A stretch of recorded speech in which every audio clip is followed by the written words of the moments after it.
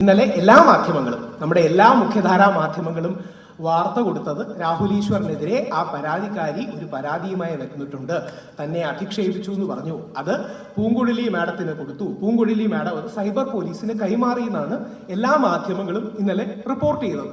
അപ്പോൾ അത് വിശ്വസിച്ച് ഞാൻ രാവിലെ ബഹുമാനപ്പെട്ട ഹൈക്കോടതിയിലേക്ക് എൻ്റെ മുൻകൂർ ജാമ്യം മൂവ് ചെയ്യാൻ പറഞ്ഞിട്ടുണ്ട്.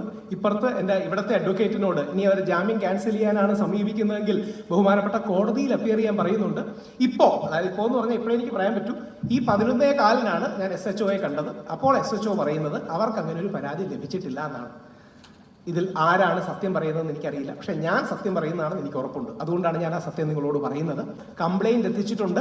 ഇവിടുത്തെ അഡ്വക്കേറ്റിന്റെ, ഹൈക്കോടതിയിലെ അഡ്വക്കേറ്റിന്റെ, സുപ്രീം കോടതിയിലെ അഡ്വക്കേറ്റിന്റെ വെരിഫിക്കേഷനും വാലിഡേഷനും കഴിഞ്ഞ് ലീഗൽ ഒപ്പീനിയൻ എടുത്ത് 3 കോടതികളിലെ അഡ്വക്കേറ്റ്സിന്റെ ലീഗൽ ഒപ്പീനിയൻ എടുത്ത് പറയുന്ന ഓരോ വാക്കും ഓരോ വരിയും കൃത്യമാകണം എന്നുള്ളത് കൊണ്ടാണ്.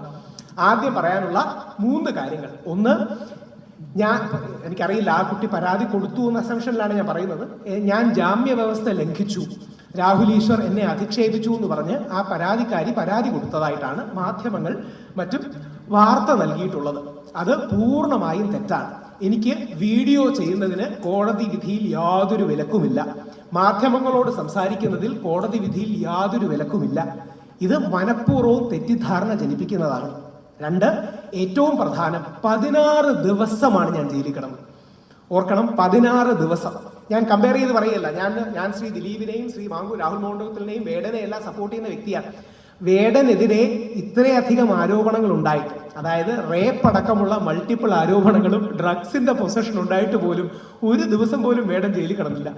ഞാൻ 16 ദിവസമാണ് ജയിലിൽ കിടന്നത്. അതിന്റെ കാരണം, യഥാർത്ഥത്തിൽ ഇത് പറയുന്ന ഒരു തീവ്ര ഫെമിനിസ്റ്റ് ലോബിയുടെ ടാർഗറ്റ് അവർക്കെതിരെ അഭിപ്രായം ഉന്നയിക്കുന്നവരെ നിശബ്ദമാക്കലാണ്. ആത്യന്തികമായി രാഹുൽ മാങ്കൂട്ടത്തിനെതിരെയോ ശ്രീ ദിലീപിനെതിരെയോ ശ്രീ വേടനെതിരെയുള്ള കേസുകൾ കോടതിയിൽ നിലനിൽക്കില്ല എന്ന് ഈ ആരോപണം ഉന്നയിക്കുന്നവർക്ക് നന്നായിട്ടറിയാം. അവരെ പിന്തുണയ്ക്കുന്ന ഒരു തീവ്ര ഫെമിനിസ്റ്റ് ലോബിക്കും അറിയാം. പകരം അവർ ഉദ്ദേശിക്കുന്നത് മാധ്യമ ചർച്ചകൾ ഉണ്ടാക്കാനാണ്. നിങ്ങൾ മാധ്യമങ്ങളെ ഉപയോഗിച്ച് മറുഭാഗത്തെ ആൾക്കാരെ കരിവാരിത്തേക്കാനാണ്. അവർക്ക് എന്തുകൊണ്ടാണ് എന്നോട് ദേഷ്യമെന്ന് പറഞ്ഞാൽ, അവർ ഈ മുമ്പോട്ട് വെക്കുന്ന മീഡിയ നറേറ്റീവ് ഞാൻ കുത്തിപ്പൊട്ടിക്കുന്നതുകൊണ്ടാണ്. കുത്തിപ്പൊട്ടിക്കുന്നു എന്നല്ല, ഞാൻ പൊളിച്ചു കളയുന്നതുകൊണ്ടാണ്. നീ കുത്തിപ്പൊട്ടിക്കുന്നു എന്ന് പറഞ്ഞാൽ വേറെ ഏതെങ്കിലും അർത്ഥം വ്യാഖ്യാനം. അവർ മുമ്പോട്ട് വെക്കുന്ന മീഡിയ നറേറ്റീവുകൾ, അവർ മുമ്പോട്ട് വെക്കുന്ന ഈ ഡ്രാമ, അത് എക്സ്പോസ് ചെയ്യുന്നു എന്നുള്ളത് കൊണ്ടാണ് എന്നെ പോലുള്ളവരോട് ദേഷ്യം. അത് പല രീതിയിലുണ്ട്. അതിന്റെ ഒരു വ്യക്തിയാണ് മുകേഷിന്റെ ഒരു ശത്രു പോക്സോയിൽ പെടുത്താൻ മുകേഷിനെ കൊടുത്തു. ആത്യന്തികമായി കേസ് നിൽക്കില്ലെന്നറിയാം, പക്ഷെ മീഡിയയിലൊക്കെ ഒന്ന് വാർത്ത വരണം, ഇയാൾ അത്യാവശ്യം ഒന്ന് നാറണം, ഇയാൾ അത്യാവശ്യം ഒന്ന് മോശക്കാരനാകണം. ഇത് മാത്രമാണ് അതിന്റെ ലക്ഷ്യം. അപ്പോൾ ആ മീഡിയ നറേറ്റീവുകളെ എതിർക്കുന്നതായതുകൊണ്ടാണ്. 2, ഇതിൽ ഏറ്റവും സീരിയസ് ആയി നിങ്ങൾ ശ്രദ്ധിക്കേണ്ടത്, ആ പരാതിക്കാരിയുടെ ഹസ്ബൻഡ്, നിങ്ങൾ മീഡിയക്കാരെ ഇന്നലെ മിനിഞ്ഞാന്ന് കണ്ടിരുന്നു, അയാൾ ഇന്നലെ ഒരു വീഡിയോ ഇട്ടിരുന്നു. ഞാൻ ആ വീഡിയോ എടുത്ത് കാണിക്കാത്തത് എനിക്ക് സുപ്രീം കോടതിയിലെ അഡ്വക്കേറ്റ് പറഞ്ഞു, ആ വീഡിയോ നിങ്ങൾ കാണിക്കണ്ട, അങ്ങനെയാണെങ്കിൽ നിങ്ങൾ അതിജീവിതയുടെ ഐഡന്റിറ്റി വെളിപ്പെടുത്തി എന്ന് വീണ്ടും പറയും. അതുകൊണ്ട് മാത്രമാണ് ആ ഇത്തരം പരാതി വരുന്നതിൽ ഞാൻ ഖേദം പ്രകടിപ്പിക്കുന്നു. എന്നിട്ട് ആ പെൺകുട്ടിയെ കുറിച്ച് രൂക്ഷമായി 2-3 കാര്യങ്ങൾ പറഞ്ഞിട്ടുണ്ട്. അത് ഞാൻ പറയുന്നില്ല, കാരണം എൻ്റെ അഡ്വക്കേറ്റ് പറഞ്ഞു കഴിയുന്നത്ര പരാമർശം പറയരുത്, അതുകൊണ്ട് ഞാൻ പറയുന്നില്ല. ഒന്ന് ആലോചിച്ച് നോക്കുക, നമ്മുടെ നാട്ടിൽ നടക്കുന്ന തട്ടിപ്പിന്റെ എക്സ്റ്റെന്റ്. ആ പെൺകുട്ടിയുടെ ഭർത്താവ് വന്ന് പ്രസ് മീറ്റുകൾ, പത്രക്കാരെ കണ്ടു, DGPക്കും മുഖ്യമന്ത്രിക്കും പരാതി കൊടുത്തു, അയാൾ വീഡിയോ ചെയ്തു. അതിനെ അടിസ്ഥാനപ്പെടുത്തി അയാളെ സപ്പോർട്ട് ചെയ്ത് യഥാർത്ഥത്തിൽ അയാളാണ് അതിജീവിതൻ. ഞാൻ രാഹുൽ മാങ്കൂട്ടത്തിനേക്കാൾ കൂടുതൽ പിന്തുണയ്ക്കുന്നത് ആ പാവപ്പെട്ട ചെറുപ്പക്കാരനെയാണ്. കാരണം അവന്റെ ജീവിതം തകർന്നു, അവന്റെ സമ്പത്ത് തകർന്നു, കല്യാണം കഴിച്ചിട്ട് അവന്റെ കുടുംബം തകർന്നു. അതുകൊണ്ട് അവനെ പിന്തുണയ്ക്കണമെന്ന് പറഞ്ഞിട്ട വീഡിയോ ഈ പെൺകുട്ടിക്ക് പ്രകോപിതമായി. കാര്യം എന്തുകൊണ്ടാണെന്നറിയാമോ? അവർ കല്യാണം കഴിച്ചതാണെന്നുള്ള വസ്തുത എല്ലാവരോടും ഒരു മറച്ചു വെച്ചു. 2, നിങ്ങളിൽ ചിലരെങ്കിലും ഓർമ്മ കാണും, ആ പെൺകുട്ടി പറഞ്ഞത് 4 ദിവസമേ കല്യാണമുള്ളായിരുന്നു, 1 മാസത്തിനകം കല്യാണം ഒഴിഞ്ഞുവെന്ന്. അത് 2ഉം പച്ചക്കള്ളങ്ങളാണെന്ന് തെളിഞ്ഞില്ലേ? കല്യാണം ഒഴിഞ്ഞെങ്കിൽ, അല്ലെങ്കിൽ കല്യാണം ഒഴിയുക എന്നൊരു പരിപാടിയേ ഇല്ല, കല്യാണം ഒഴിഞ്ഞെങ്കിൽ എങ്ങനെയാ ആ പെൺകുട്ടിക്ക് ഇപ്പോഴും ഒരു ഭർത്താവ് ഉണ്ടാകുക? ആ ഭർത്താവ് വന്ന് ആ പെൺകുട്ടിക്കെതിരെ പത്രസമ്മേളനം വിളിക്കുകയും വസ്തുതകൾ തുറന്നു പറയുകയും ചെയ്തതിന് ആ ഭർത്താവിനെതിരെ കേസ് കൊടുക്കാൻ പറ്റില്ല, പകരം എനിക്കെതിരെ ദേഷ്യം തീർക്കുകയാണ്. ഇത് ഒരു പാറ്റേൺ ആണ്. അതായത് നമ്മുടെ ബോബി ചെമ്മണ്ണൂരിന്റെ കേസിൽ നമ്മുടെ അഭിനയത്തിന്, എനിക്കിഷ്ടമുള്ള ഒരു അഭിനയത്തിന് പേര് പറയാൻ പ്രശ്നമൊന്നുമില്ല, ഹണി റോസ് അടക്കമുള്ളവർ എനിക്കെതിരെയാണ് പരാതി കൊടുക്കുന്നത്. റിനി വന്ന് രാഹുൽ മാങ്കൂട്ടത്തിനെതിരെയല്ല എനിക്കെതിരെയാണ് പരാതി കൊടുക്കുന്നത്. ഈ പരാതിക്കാരി വന്ന് ആ പെൺകുട്ടിയുടെ ഭർത്താവിനെതിരെയല്ല എനിക്കെതിരെയാണ് പരാതി കൊടുക്കുന്നത്. അത് എന്തിനു വേണ്ടിയാണെന്നറിയാമോ? എതിർക്കുന്നവരെ നിശബ്ദമാക്കാൻ. സാമൂഹിക മാധ്യമങ്ങളിലടക്കം അവർക്ക് സൈബർ വിമർശനങ്ങളെ നേരിടാൻ പേടിയുള്ളത് കൊണ്ട് അത് നിശബ്ദമാക്കാനുള്ള ഒരു തന്ത്രമാണ്. ഇതൊരു പാറ്റേൺ ആണ്, നിങ്ങളത് ശ്രദ്ധിക്കണം. അതുകൊണ്ടാണ് ഞാൻ പറയുന്നത്, ബോബി ചെമ്മണ്ണൂറിന്റെ കേസിൽ എനിക്കെതിരെയാണ് പരാതി, രാഹുൽ മാങ്കൂട്ടത്തിനെതിരെ വന്ന ആദ്യ പരാതിയിൽ എനിക്കെതിരെയാണ് പരാതി, ഇപ്പൊ ഈ ഭർത്താവിനെതിരെ കൊടുക്കുന്നതിന് വരെ എനിക്കെതിരെയാണ് പരാതി. അത് ചെയ്യുന്നത് ഇത് ഞാൻ ജനങ്ങളുടെ മുമ്പിൽ തുറന്നു കാണിക്കുന്നു എന്നുള്ളത് കൊണ്ടാണ്. നിങ്ങൾക്ക് തന്നിരിക്കുന്ന അതിൽ എൻ്റെ ഫുൾ വീഡിയോയുടെ ട്രാൻസ്ക്രിപ്റ്റ്, ഓരോ വരിയിൽ കുത്ത് കോമ പറയുന്ന ട്രാൻസ്ക്രിപ്റ്റ് കൃത്യമായി കൊടുത്തിട്ടുണ്ട്. ഇതെന്തിനാ കൊടുത്തതെന്ന് പറഞ്ഞാൽ, കഴിഞ്ഞ തവണ പോലീസും പ്രോസിക്യൂഷനും കോടതിയിൽ ഞാൻ പറയാത്ത കാര്യങ്ങൾ പറഞ്ഞു എന്ന് കള്ളം പറഞ്ഞു. ഞാൻ പറയാത്ത കാര്യങ്ങൾ പറഞ്ഞു എന്ന് കള്ളം പറഞ്ഞപ്പോൾ എനിക്ക് സത്യം പറഞ്ഞാൽ ദേഷ്യം വന്നു. കാര്യം ഞാൻ സത്യം പറയുന്ന ഒരുത്തനാണ്.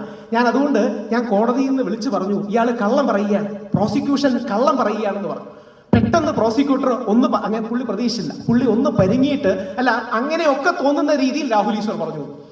അതായത് കോടതി പറഞ്ഞിട്ട് പ്രോസിക്യൂഷൻ പറയണം, അങ്ങനെയൊക്കെ തോന്നുന്ന രീതിയിൽ രാഹുൽ ഈശ്വർ പറഞ്ഞു. അതുകൊണ്ട് വള്ളി പുള്ളി വിടാതെ ആ ട്രാൻസ്ക്രിപ്റ്റ് എടുത്തിട്ടുണ്ട്. ഇനി ഇവരുടെ ഫോട്ടോ ഞാൻ ഷെയർ ചെയ്തു, ഇവരുടെ ഐഡന്റിറ്റി ഡിസ്ക്ലോസ് ചെയ്തു.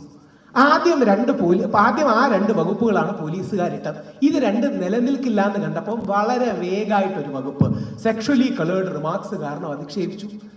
ഏത് സെക്ഷലി കളേർഡ് റിമാർക്ക്? പോലീസ് കോടതിയിൽ അത് പറയുന്നില്ല, പകരം അധിക്ഷേപിച്ചത് വളരെ ഗൗരവതരമായ കുറ്റമാണ്, ഇയാൾക്ക് ജാമ്യം കൊടുക്കരുത്. നമ്മുടെ നാട്ടിൽ നടക്കുന്ന, പ്രത്യേകിച്ച് നാളെ നിങ്ങൾ മീഡിയക്കാർക്ക് ഏറ്റവും കൂടുതൽ യൂസ് ചെയ്യാൻ കഴിയുന്ന ഒരു കാര്യമാണ്. ഏതെങ്കിലും ഒരു കാര്യം പറഞ്ഞാൽ എന്നെ ലൈംഗികമായി അധിക്ഷേപിച്ചു, അല്ലെങ്കിൽ അധിക്ഷേപ വീഡിയോ ചെയ്തു, നാളെ നിങ്ങൾക്കെതിരെ വരില്ലേ ഒരു അധിക്ഷേപ വാർത്ത ചെയ്തു എന്ന് പറഞ്ഞാൽ പോരെ?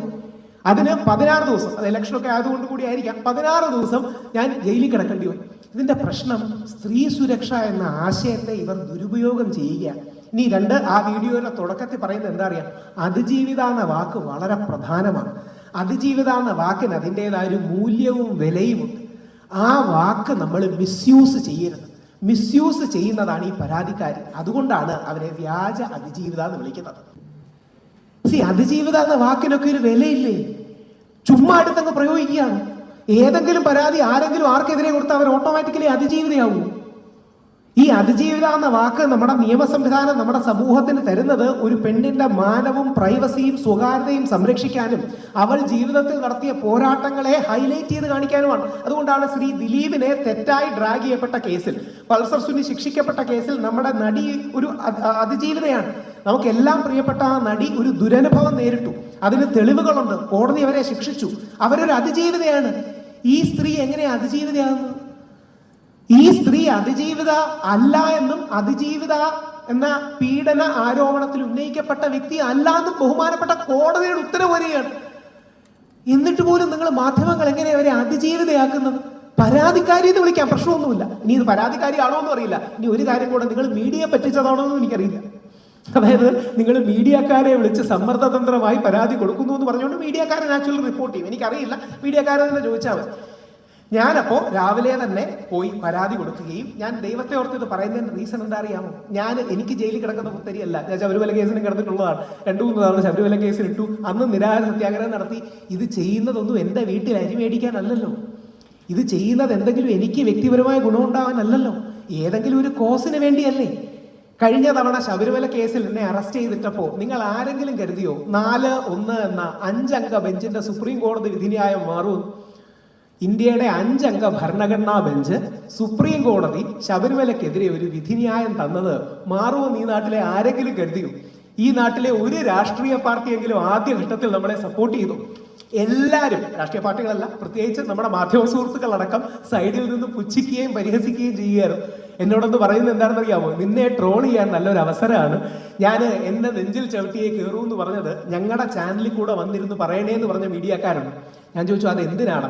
നാളെ അവിടെ സ്ത്രീകൾ കയറുമ്പോൾ സൈഡ് ബൈ സൈഡ് ഈ ഫുട്ടേജ് വെച്ച് നിന്നെ ട്രോൾ ചെയ്യാനാണെന്ന് നമ്മുടെ സുഹൃത്തുക്കളാണ് പറയുന്നത്. അങ്ങനെ മോശമായിട്ടൊന്നുമല്ല. അന്ന് നിങ്ങൾ ആരെങ്കിലും വിചാരിച്ചോ ഇന്ത്യയുടെ സുപ്രീം കോടതിയുടെ വിധിന്യായം മാറുമെന്ന്? അത് മാറിയതിന്റെ കാരണം നമ്മൾ പറയുന്ന സത്യമാണ്. ആ സത്യം എന്ന് പറഞ്ഞാൽ നിങ്ങൾക്ക് വേരിഫൈ ചെയ്യാൻ കഴിയുന്ന, തൊട്ടു നോക്കാൻ കഴിയുന്ന സത്യമാണ്. ഇത് തന്നെ ആലോചിച്ച് നോക്കുക, എന്നെ 16 ദിവസം ജയിലിലിട്ടതിന് എന്തെങ്കിലും ന്യായമുണ്ട്?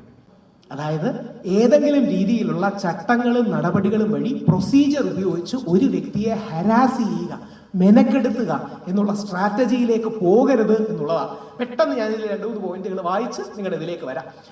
രാഹുൽ മാങ്കൂട്ടത്തിലിന്റെ കേസിലെ പരാതിക്കാരി, ദൈവത്തെ ഓർത്ത് പരാതിക്കാരി, ഇരയല്ല, അതിജീവിതയല്ല, പരാതിക്കാരി മാത്രമാണ്. രാഹുൽ ഈശ്വർ പറയുന്നതല്ല, കോടതിയുടെ വിധിയാണ്. അവരൊരു പരാതിക്കാരിയാണ്. ആ പരാതിക്കാരിയെ നിങ്ങൾ അതിജീവിത എന്ന് വിളിക്കുമ്പോൾ യഥാർത്ഥ അതിജീവിതകളോട് നിങ്ങൾ അനീതി ചെയ്യുകയാണ്. കാര്യം യഥാർത്ഥത്തിൽ വേദനയും വിഷമവും അനുഭവിച്ച, യഥാർത്ഥത്തിൽ പീഡനം അനുഭവിച്ച സ്ത്രീകളോട് നിങ്ങൾ അനീതി ചെയ്യുക. രാഹുൽ മാങ്കൂട്ടത്തലിന്റെ കേസിലെ പരാതിക്കാരി എനിക്കെതിരെ വ്യാജ പരാതി ഉന്നയിച്ചത് സംബന്ധിച്ച് ഞാൻ പോലീസിൽ പരാതി നൽകി. ഈ 2 സെക്ഷൻസ് ദൈവത്തെ ഓർത്ത് എല്ലാ ആണുങ്ങളും, പ്രത്യേകിച്ച് കുടുംബവും അല്ലെങ്കിൽ കുട്ടികളും സഹോദരങ്ങളും മക്കളും എന്താ പറയണേ ഭർത്താവും ബോയ്ഫ്രണ്ടും അല്ലെങ്കിൽ അച്ഛനും ഒക്കെ ഉള്ള സ്ത്രീകളും ഓർത്തിരിക്കണം. IPC 211, BNS 248. കള്ള പരാതി കൊടുത്ത് ഒരാളെ ഇൻജുറി ചെയ്യാൻ ശ്രമിച്ചു അല്ലെങ്കിൽ ഒരാളെ കള്ള പരാതിയിൽ കൊടുക്കാൻ ശ്രമിച്ചു എന്നുള്ളതിന്റെ വകുപ്പുകളാണ്. എനിക്കെതിരെയുള്ള സെക്ഷന് 1 വർഷമേ തടവുള്ളൂ. ഈ സെക്ഷന് 3 വർഷം മുതൽ 5 വർഷം വരെ തടവുള്ള സെക്ഷനാണ്. ഇവരത് സ്വീകരിച്ച് പരാതി എടുക്കുമെന്നൊന്നും എനിക്ക് പ്രതീക്ഷയില്ല കേട്ടോ. പക്ഷെ അത് കൊടുത്തിടണം. ഇത് പോലീസുകാർ ഇതിനെതിരെ നടപടി എടുക്കുമെന്നുള്ള വലിയ പ്രതീക്ഷയൊന്നും അല്ല. അത് പോലീസുകാരുടെയും കുറ്റമല്ല, നമ്മുടെ സിസ്റ്റത്തിന്റെ പ്രശ്നമാണ്. ആ 211 BNS 248 പ്രകാരം ഞാൻ പരാതി കൊടുത്തു. പരാതിക്കാരിയുടെ, ഇതാണല്ലേ പോയിന്റ്, പരാതിക്കാരിയുടെ ഭർത്താവിന്റെ വെളിപ്പെടുത്തലിൽ പ്രകോപിതയായിട്ടാണ് എനിക്കെതിരെ പരാതി നൽകിയത്. രാഹുൽ ഈശ്വർ തെറ്റൊന്നും ചെയ്തിട്ടില്ല. രാഹുൽ ഈശ്വറിനോട് ഖേദം പ്രകടിപ്പിക്കുന്നുവെന്ന് ഭർത്താവിന്റെ വീഡിയോ വന്നിട്ടുള്ള വസ്തുതയും ചൂണ്ടിക്കാട്ടും. ഡിസംബർ 4, 2025 രാഹുൽ മാങ്കൂട്ടത്തിന് ജാമ്യം നിഷേധിച്ച വിധി പ്രകാരം പരാതിക്കാരി അതിജീവിതയല്ല. ഈ അവസരത്തിൽ പീഡനാരോപണം നിലനിൽക്കില്ല എന്ന് 14-ാം പേജിൽ കോടതി തന്നെ ചൂണ്ടിക്കാട്ടിയിട്ടുണ്ട്. നിർബന്ധിത ഗർഭചിത്രം മാത്രമേ നിലനിൽക്കൂ. അതിന് ഈ അതിജീവിത എന്ന് പറയുന്ന ഐഡന്റിറ്റി ഡിസ്ക്ലോസ് ചെയ്യുന്ന വകുപ്പിന്റെ പ്രൊട്ടക്ഷനും ഇല്ല. അതായത് ആരുടെ പേരാണ് നമുക്ക് പറഞ്ഞുകൂടാത്തത്, ആരെയാണ് അതിജീവിത എന്നോ വിക്ടിമെന്നോ ഇരയെന്നോ വിളിക്കുന്നത്. സെക്ഷലി റിലേറ്റഡ് ഒഫൻസസിന് പാത്രീഭവിച്ച അല്ലെങ്കിൽ സെക്ഷലി റിലേറ്റഡ് ഒഫൻസ് ഏത് പെൺകുട്ടിക്കെതിരെ നൽകിയോ അവളെയാണ് നമ്മൾ സർവൈവർ എന്നോ അല്ലെങ്കിൽ നമ്മൾ ഇരാന്നൊക്കെ വിളിക്കുന്നത്. ഇല്ല, അപ്പോ അവളോടൊപ്പമോ അവനോടൊപ്പമോ അല്ല, സത്യത്തോടൊപ്പം നിൽക്കണം. അങ്ങനെ പലപ്പോഴും നിൽക്കാത്തത് കൊണ്ടാണ് ഈ മെൻസ് കമ്മീഷൻ അടക്കമുള്ള കാര്യങ്ങളുടെ ആവശ്യം വേണ്ടി വരുന്നത്. ഒരു പരാതി വന്നാൽ കൂടെ നിൽക്കാൻ, സത്യം അറിഞ്ഞിട്ടും കൂടെ നിൽക്കാൻ ആരുമില്ല. ഞാൻ പറഞ്ഞ് അവസാനിപ്പിക്കുമ്പോൾ ഒരൊറ്റ ചോദ്യമാണ് നിങ്ങളോട് ചോദിക്കുന്നത്. നമ്മളെല്ലാം, ഞാനും മാധ്യമപ്രവർത്തകനാണ് 20 വർഷമായിട്ട്, അല്ലെങ്കിൽ നിങ്ങളെല്ലാം മീഡിയയിലേക്ക് വന്ന ഏതെങ്കിലും ഒരു കാലഘട്ടത്തിൽ നിങ്ങൾക്ക് ഒരു ആദർശവും സത്യവും ഒക്കെ വിശ്വസിച്ച് എന്തെങ്കിലും മാറ്റം ഉണ്ടാക്കാമെന്ന് വിശ്വസിച്ചല്ലേ ഈ പ്രൊഫഷനിലേക്ക് വരുന്നത്. എന്തെങ്കിലും നമ്മളാൽ കഴിയുന്ന രീതിയിൽ ഒരു ചേഞ്ച് ഈ ലോകത്തിനുണ്ടാക്കാം, എന്തെങ്കിലും നമ്മളാൽ കഴിയുന്ന സമൂഹത്തിന് പോസിറ്റീവായി ചെയ്യാം, എന്തെങ്കിലും സത്യത്തിലും ആദർശത്തിലും, ഇടതോ വലതോ മധ്യമോ ഏതെങ്കിലും ഒരു ആദർശത്തിൽ വിശ്വസിച്ചിട്ടൊക്കെ ആയിരിക്കുമല്ലോ നിങ്ങൾ വരുന്നത്. ആ ആദർശത്തിന്റെ ഒരു കണിക സത്യം ആവശ്യപ്പെട്ടുകൊണ്ട് ഞാൻ ചോദിക്കുകയാണ്, ഈ പെൺകുട്ടി പറയുന്നതിൽ എന്തെങ്കിലും കാര്യമുണ്ടോ? സത്യസന്ധമായി നിങ്ങൾ ചിന്തിക്കണം. ഈ പെൺകുട്ടി പറയുന്നതിൽ എന്തെങ്കിലും കാര്യമുണ്ടോ? യഥാർത്ഥത്തിൽ വിമർശിക്കുന്നവരെ ഭീഷണിപ്പെടുത്തി ഇല്ലാതാക്കാൻ നോക്കുന്നതിന്റെ ഏറ്റവും നല്ല പതിപ്പല്ലേ നമ്മൾ കാണുന്നത്. അതുകൊണ്ട് ഈ കേസിൽ ബഹുമാനപ്പെട്ട മീഡിയ, ബഹുമാനപ്പെട്ട കോടതി, ബഹുമാനപ്പെട്ട മീഡിയ, ബഹുമാനപ്പെട്ട പോലീസ് അടക്കമുള്ള ആൾക്കാർ ഈ വിഷയത്തിന്റെ സത്യസന്ധമായ കാര്യങ്ങൾ ചെയ്യണം. ഇനിയും ജയിലിൽ പിടിച്ചിടാനുള്ള പരിപാടികളല്ല നോക്കേണ്ടത്. ഭരണഘടന എനിക്ക് ഉറപ്പു തരുന്ന മൗലിക അവകാശമായ ആവിഷ്കാര സ്വാതന്ത്ര്യം, വിമർശന സ്വാതന്ത്ര്യം ആർട്ടിക്കിൾ 19 പരിധിയിൽ വരുന്നതിന് ഉള്ളിൽ നിന്നുകൊണ്ടും റീസണബിൾ റെസ്ട്രിക്ഷൻസ് അഥവാ യുക്തിസഹമായ കാര്യകാരണ അടിസ്ഥിതമായ റെസ്ട്രിക്ഷൻസിന് ഉള്ളിൽ നിന്നുകൊണ്ടുമാണ് ഞാൻ പറഞ്ഞത് എന്ന് ചൂണ്ടിക്കാട്ടാൻ ആഗ്രഹിക്കുന്നു. ഒരു അധിക്ഷേപവുമില്ല, ഒരു സെക്ഷലി കളർഡ് റിമാർക്കുമില്ല. ആ പെൺകുട്ടിയുടെ ഐഡന്റിറ്റി ഡിസ്ക്ലോസ് ചെയ്തിട്ടില്ല, ആ പെൺകുട്ടിയുടെ ഫോട്ടോ ഇട്ടിട്ടില്ല. ഒരു കാര്യം കൂടെ ആലോചിക്കണം, ഇടുന്നതിൽ പോലും പ്രശ്നമില്ല, എന്നിട്ട് പോലും ഞാൻ ചെയ്യുന്നില്ല. കാര്യം ആ പെൺകുട്ടി അതിജീവിതയല്ല. എന്തിന്? ആ പെൺകുട്ടിയുടെ ഹസ്ബൻഡ് ഇട്ട വീഡിയോ ഞാൻ ലൈക്ക് ചെയ്തു പോലുമില്ല. എന്നെ സപ്പോർട്ട് ചെയ്തിട്ട വീഡിയോ ആണ്. ഇനി ലൈക്ക് ചെയ്ത് കഴിഞ്ഞാൽ അതിന്റെ പേരിൽ ഗൂഢാലോചന ഉണ്ടെന്ന് പറയും. ഈ ഒരു കാര്യത്തിൽ എനിക്ക് പറയാനുള്ളത്, നമ്മൾ മിഷൻ മെൻസ് കമ്മീഷനുമായിട്ട് നമ്മൾ മുന്നോട്ട് വരുന്നത് ഒരു ആശയമായിട്ട് മുന്നോട്ട് വരാൻ തന്നെ കാരണം ഇതുപോലുള്ള വ്യാജ പരാതികളാണ്. ഞാൻ അതിനകത്ത് ഒരു വിക്ടിമും കൂടെ ആയതുകൊണ്ട്, വിക്ടിം രാഹുലിനൊക്കെ നേരിട്ട് അറിയാവുന്നതാണ്. ഒരു ആൾക്ക് എന്നോടുള്ള ദേഷ്യത്തിന്റെ പേരിൽ ഒരു വ്യാജ പരാതി കൊടുക്കുന്നു, അത് ഗംഭീരമായ വാർത്തകൾ. പക്ഷെ കോടതിയിൽ അത് തെളിയിക്കാൻ പറ്റുന്നില്ല. കോടതിയിൽ എനിക്ക് എടുത്തു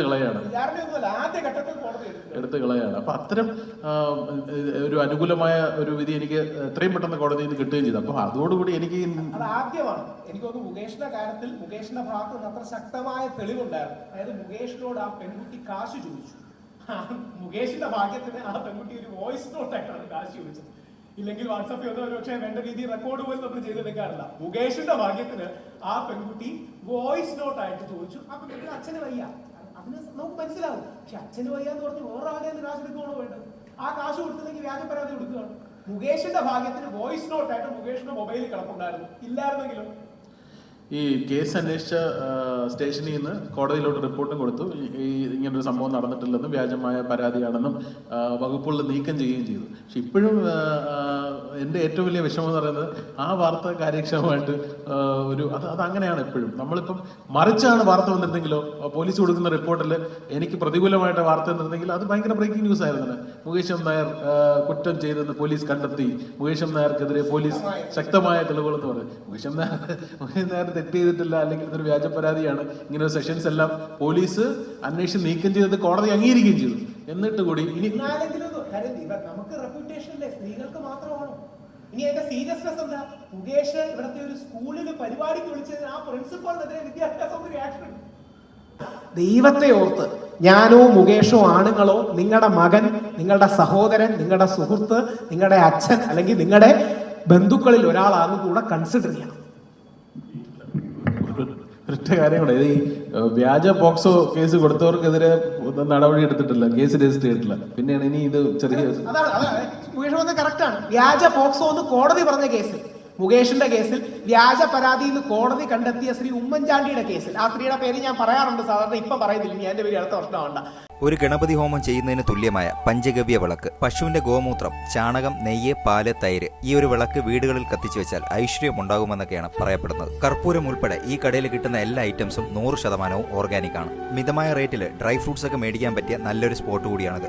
ഡ്രൈ ഫ്രൂട്ട്സിന്റെയൊക്കെ ക്വാളിറ്റി ഈ വീഡിയോയിൽ തന്നെ നിങ്ങൾക്ക് കാണാം. വാഗമണിൽ സ്വന്തം സ്ഥലത്ത് കൃഷി ചെയ്യുന്ന സ്പൈസസ് ആണ് ഇവരിവിടെ സെയിൽ ചെയ്യുന്നത്. മിതമായ റേറ്റിൽ ഇതെല്ലാം കൊടുക്കാനുള്ള കാരണവും അത് തന്നെയാണ്. ഞായറാഴ്ച മാത്രം ഉച്ചയ്ക്ക് 3 മണി വരെ, ബാക്കിയുള്ള ദിവസങ്ങളിൽ രാവിലെ 8:30 മണി തൊട്ട് രാത്രി 8:30 മണി വരെയാണ് ഈ കടയുടെ സമയം. ഓർഗാനിക് ഐറ്റംസ് മാത്രമല്ല, ഹോം മെയ്ഡ് ചോക്ലേറ്റ്സും നാടൻ നെയ്യ് വേണ്ടവർക്ക് അതും ഇവിടെയുണ്ട്. ഇവരുടെ ഫോൺ നമ്പർ വീഡിയോയുടെ അവസാനം ഞാൻ കൊടുക്കുന്നുണ്ട്. 5 കിലോമീറ്റർ വരെ ഇവരെ തന്നെ ഡെലിവറിയും ചെയ്യുന്നുണ്ട്. വീഡിയോയിൽ കാണിച്ചിട്ടുള്ള ഏതെങ്കിലും ഐറ്റംസ് നിങ്ങൾക്ക് ആവശ്യമുണ്ടെങ്കിൽ നേരിട്ട് വന്നോ അവരുടെ ഫോൺ നമ്പർ മുഖാന്തരമോ നിങ്ങൾക്ക് ബന്ധപ്പെടാവുന്നതാണ്. ക്രിസ്മസ് ആയതുകൊണ്ട് ഹോം മെയ്ഡ് വൈനും ഇപ്പോൾ ഇവിടെയുണ്ട്. ഇത് ചെറിയൊരു കടയാണ്, കുറച്ച് ലേഡീസ് ചേർന്നാണ് ഇത് നടത്തുന്നത്. തിരുവനന്തപുരം വല്യശാല ജ്യോതിപുരം ലേനിലാണ് വാഗമൺ സ്പൈസസ് എന്ന ഈ കടയുള്ളത്. ഗൂഗിൾ മാപ്പിലും കടയുടെ ലൊക്കേഷൻ കിട്ടുന്നതാണ്.